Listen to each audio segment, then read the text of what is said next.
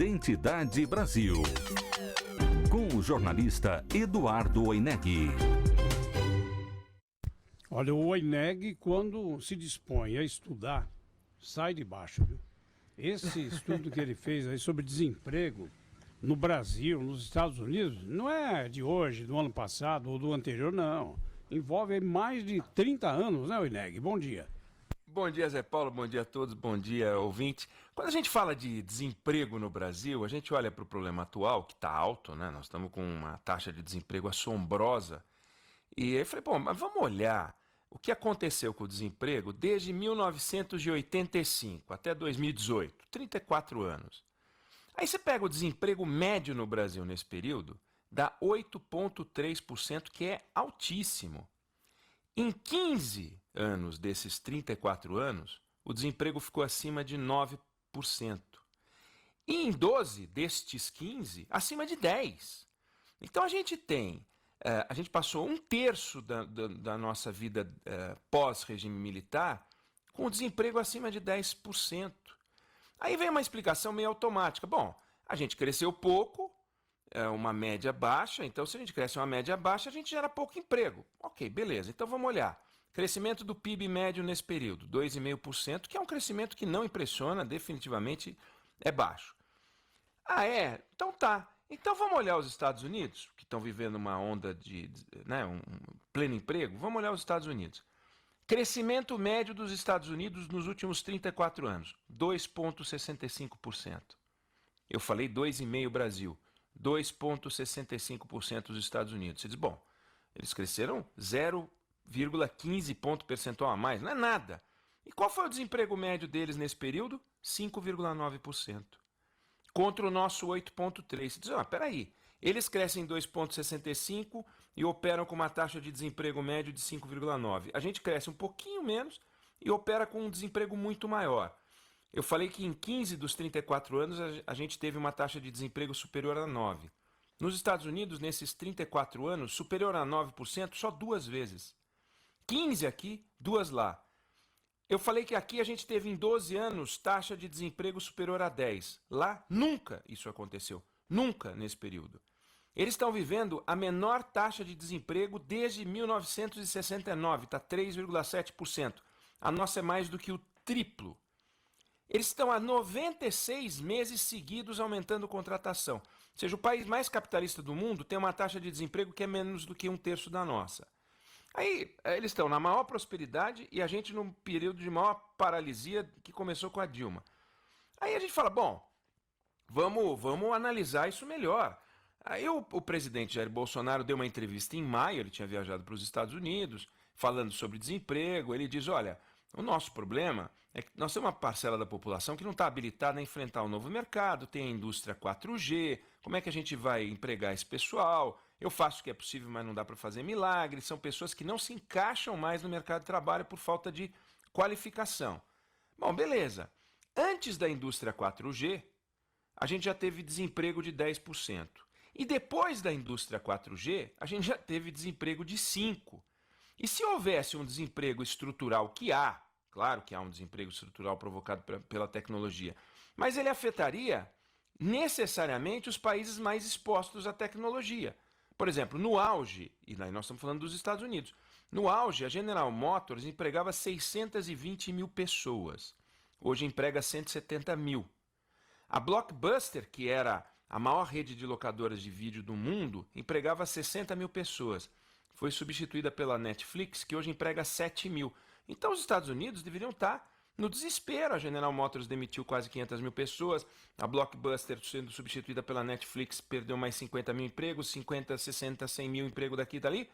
Por que lá eles estão com pleno emprego? Ele fala, pô, Eduardo, você pega um país que tem as melhores universidades do mundo, mão de obra qualificada, então vamos olhar. Equador, 5,5% de desemprego. Peru, 4,5%. México, 3,5%. Dos 20 países da América Latina, só o Haiti está pior do que o Brasil.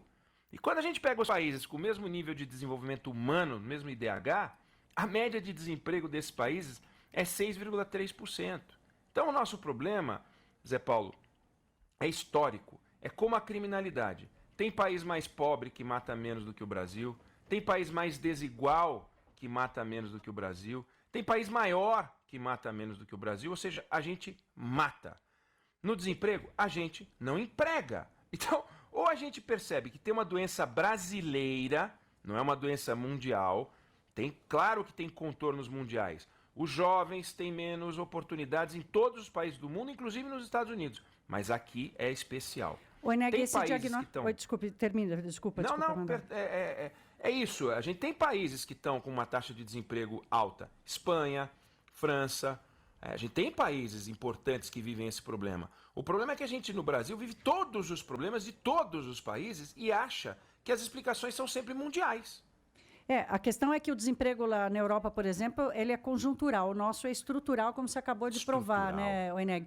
E o diagnóstico para isso já está dado, é a produtividade. O Brasil, exatamente nesses últimos 30 anos, a produtividade do trabalhador no Brasil, ou seja, a capacidade dele de produzir cada vez melhor para aumentar a renda da sua produção e, consequentemente, aumentar a distribuição de renda, aumentar a capacidade de alocação do trabalhador, diminuiu muito. A gente hoje, um trabalhador brasileiro, ou a gente precisa de 5 trabalhadores para fazer o que um trabalhador americano faz. Então, a gente acaba tendo um desemprego estrutural muito maior. Por isso que a agenda da produtividade é tão importante. E a segunda explicação estrutural é um foco, o gasto público elevadíssimo, com foco em gasto com folha de pagamento e aposentadoria. Quer dizer, nem para gerar emprego o gasto público ajudou. Porque como é que o gasto público ajuda na geração de emprego, já que o governo não gera riqueza? O governo faz obra de infraestrutura, o governo faz investimento pesado que a iniciativa privada não consegue fazer.